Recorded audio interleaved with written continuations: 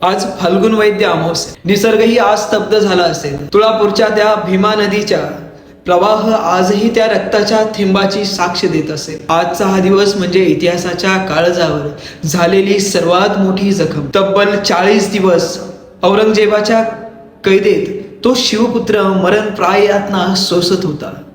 डोळे काढले, जीभ कापली, कातडी सोलली, शरीराचा प्रत्येक अवयव रक्ताने माखलेला होता. पण त्या नरशार्दूलाच्या मुखातून साखळदंडाच्या आवाजापेक्षाही मोठा एकच हुंकार उमटत होता, स्वराज्य.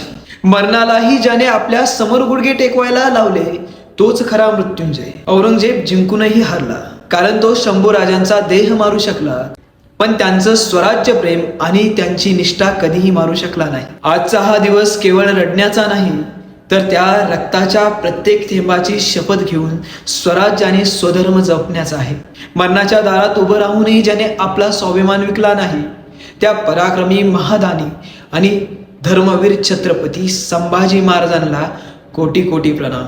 मृत्यूलाही ज्याने झुकवलं तोच आमचा शंभू राजा. जय जिजाऊ, जय शिवराय, जय शंभूराजा.